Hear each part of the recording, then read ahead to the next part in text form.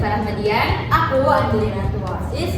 Nah, seperti yang udah kita informasikan sebelumnya bahwa di kanal YouTube Pesta Rama ini akan ada satu konten terbaru dari Pesta Rama 9. Apa sih kontennya? Konten kita yaitu podcast Pesta Rama 9. Nah, di podcast episode pertama ini kita akan berbincang mengenai penyutradaraan. Mungkin bagi teman-teman yang kemarin sudah ikut Lokahari S1 yang bertema penyutradaraan dan keproduksian, mungkin sudah mendapat sedikit ilmu mengenai penyutradaraan. Untuk Resama yang belum sempat menghadiri Lokahari itu, jangan khawatir karena melalui konten ini kita akan mengupas tuntas mengenai penyutradaraan. Penasaran? Langsung saja kita panggil narasumber kita yang pertama, yakni Kak Elin. Selanjutnya ada narasumber yang gak kalah bombastis. Ini adalah Wisnu. Silakan. Oke, sekarang kita sudah bersama dengan narasumber yang kompeten dan sudah berpengalaman di bidang penyutradaraan ini. Kak Eli, sebelumnya boleh perkenalan kepada Resama.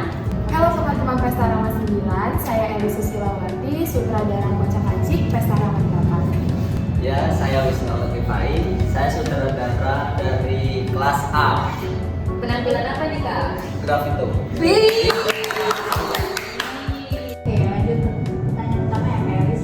Jadi tuh Restama banyak banget yang penasaran tentang gimana sih Kak Elis cara menangani berbagai kendala sama jadi sutradara di kelas, juga bagaimana tips-tips buat nanggulangi kendala itu, seperti kayak anak-anak di kelas yang kurang disiplin, datang latihan terus males-malesan, nggak taat peraturan, kayak protes mulu sama sutradaranya. Bagaimana sih cara nanggulanginya gitu?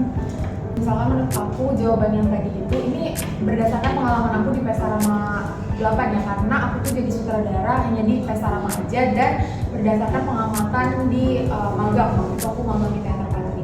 Nah, kalau misalkan masalah-masalah yang tadi itu bisa diatasi dengan cara komunikasi dari sutradara itu maunya apa ke teman-teman kelas itu bagaimana. Nah, tapi selain komunikasi itu juga harus ada kesadaran diri dari masing-masing aktor gitu. Jadi kalau misalkan sutradara udah keluar-keluar tapi dari aktornya nggak ada kesadaran kan susah ya kan? Capek sendiri. Ya, misalkan waktu latihan itu dimulai disepakatin teman-teman itu maunya dimulainya dari jam berapa, terus dalam seminggu itu maunya berapa kali gitu, karena kan itu berdasarkan biar komitmen juga, biar kesepakatan bersama, biar nggak ikut maunya sutradara aja gitu kan. Nah, kalau misalkan udah komunikasi kayak gitu, yang tadi aku bilang, kita lihat gimana mereka itu mampu nggak buat memenuhi apa yang udah kita sepakati di kelas. Jadi itu kan bukan berdasarkan keinginan si sutradara, tapi ikut maunya kesepakatan kelas kan. Nah, sebenarnya juga kan kalau misalkan dia males-malesan latihan, datangnya telat, itu kan yang rugi bukan sutradara, tapi aktor, iya teman-teman aktor, karena Pesta Rama itu kan nggak cuma sekedar buat bermain peran tanpa memperhatikan hal-hal lain gitu, tapi ada banyak aspek yang misalkan latihan emosi, latihan suara, latihan percaya diri juga kan perlu dilatih kan. Itu banyak deh hal-hal yang dilatih di Pesta Rama ini. Jadi kalau misalkan teman-teman males-malesan, teman-teman misalkan udah sepakat datang latihan jam 10 tapi kalian datang jam 11. Wisnu misalkan sekarang sutradara nih, Wisnu udah nyiapin besok gue mau apa ya di kelas gitu, mau apa yang gue latih sama teman-teman gitu. Terus yang lain datangnya telat, berarti otomatis teman-teman yang aktor yang telat itu melewatkan satu praktis, kayak maksudnya satu latihan gitu, satu elemen latihan. Jadi komunikasi sih dan implementasinya gimana di diri masing-masing, kesadaran dan komitmen dari masing-masing aktor sendiri. Nah, untuk komunikasi iya betul sekali. Untuk Kak Wisnu sendiri, apakah sudah mengimplementasikan kiat-kiat yang tadi disampaikan oleh Kak Elis, atau masih kalah nih dengan rasa gak enakannya dengan teman-teman kelasnya? Gimana nih Kak? Boleh di-spill Kak? Spill dong. Apa ya? Kalau bisa ngomong nih, jujurnya ya gak enak juga sih. Tapi kan sama teman-teman juga udah disepakati kapan latihan, terus datangnya harus jam berapa gitu kan. Masih kurang Ya, mungkin mungkin kesadaran sendiri. teman-teman aktor ini aktor ya kalian aktor. Ingat. Aktor. Kalian bisa sadar diri kalian. Aduh, capek ngingetin sutradara tuh kadang. Nggak Ini- kadang sih sering. Ini ada plusnya ya, plus tuh kesan dari sutradara kita.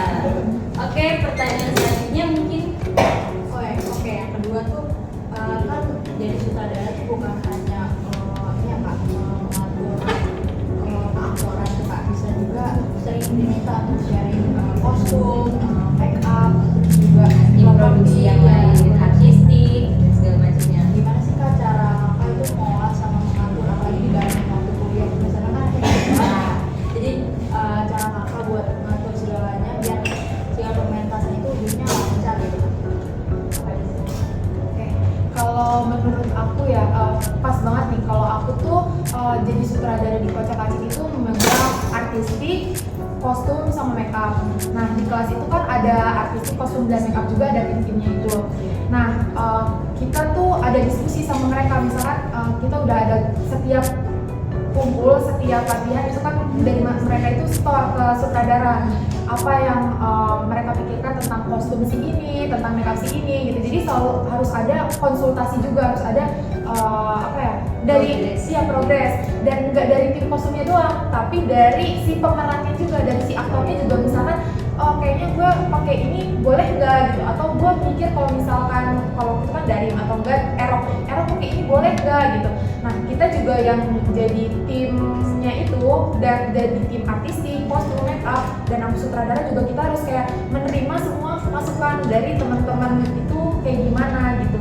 Nantinya kan setelah diskusi sama teman-teman kelas itu tuh nggak langsung ke angkatan dulu tapi sama pembimbing, sama kalau waktu itu saya Bang Ari sama Bang Ari. Jadi kumpul dulu sama Bang Ari, kira-kira kostum si pemeran ini gimana, make up si pemeran ini gimana, terus ya segalanya dibilangin. Nah terus kalau misalkan dari Bang Ari udah approve, kita baru deh eksekusi bareng-bareng dan kadang-kadang kita juga sharing sama kelas lain juga. Kalau kelas ini mau pakai kayak gini gitu, kalau kelas kalian gimana, siapa tahu ada masukan gitu sih.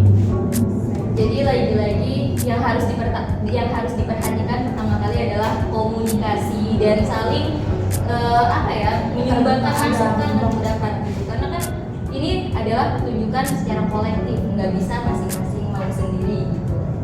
Selanjutnya untuk Kak Wisnu gimana nih? Udah sejauh mana nih Persiapan untuk melalui ke kelas lain? Waduh. Untuk ditanya persiapan, riskan banget. Bismillah siap aja ini. Tapi sejauh ini dari sisi artistik teman-teman udah mulai buat barang. Mungkin kalau di kelas asli di graf itu mungkin masih kurangnya di make up. Kalau boleh tahu nih kendala terbesarnya apa sih dalam mengorganisasikan mengenai bersama tim produksi ini? Oh, kalau sama tim produksi ya lagi-lagi satu komunikasi lagi. Komunikasinya masih Ya, kurang mungkin bagus. apa ya? Mungkin mereka masih Masih merasa ada jarak. Ya, apa? Padahal Udah sering. Iya, gimana ini? Gimana kalian ini? Lagi-lagi kesadaran Iya. diri sendirinya. Iya, benar. Apa kata juga sih? Tapi menurut Wisnu sendiri dari segi keaktoran aktor kelas A ini udah serius seberapa seriusnya sih selama latihannya?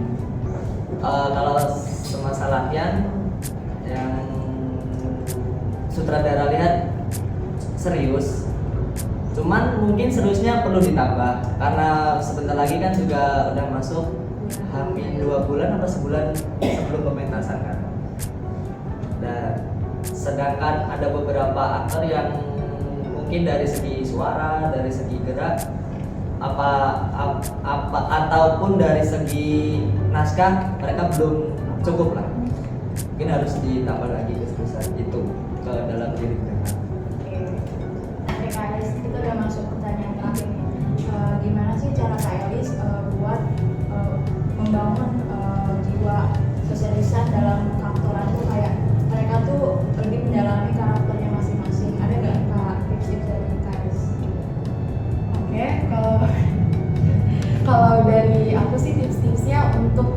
mereka mendalami peran itu balik lagi ke yang awal, yaitu latihannya yang rajin gitu. Terus abis itu harus ada kesadaran dari dalam diri sendiri kalau ini pentas yang tadi dibilang kolektif bareng-bareng. Kan nanti pesta Rama ini pertunjukannya itu bukan dipertontonkan hanya untuk anak UIN ya, tapi umum dan dijual.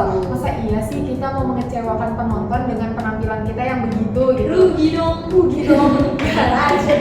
Nah jadi gimana caranya dari si aktornya itu sadar gitu kalau misalkan gue tuh harus menampilkan yang maksimal, dan menampilkan maksimal itu nggak cuma pas lagi pentas aja.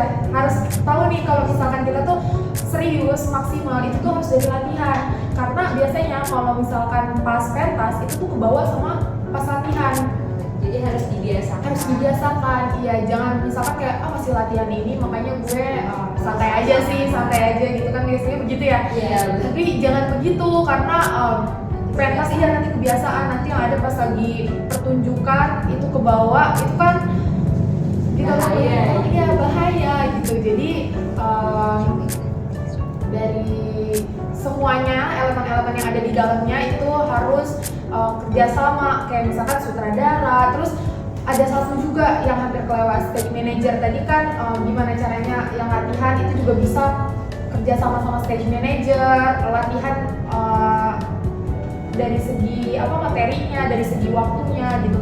Pokoknya apapun tuh harus dikomunikasiin supaya semuanya bisa saling rangkul, dan pesta Rama ini jangan dianggap beban lah ya, meskipun sebenarnya berat, tapi enjoy aja karena kalian pasti bakalan kangen sama momen ini, tapi yang nggak mau ngulangin juga karena capek. Iya betul ini sangat aku benar. Kalau untuk Kak Wisnu sendiri nih, ada gak tips dan triknya biar aktornya tuh lebih mendalami peran yang sedang dimainkan? Untuk tips and trick apa ya? Karena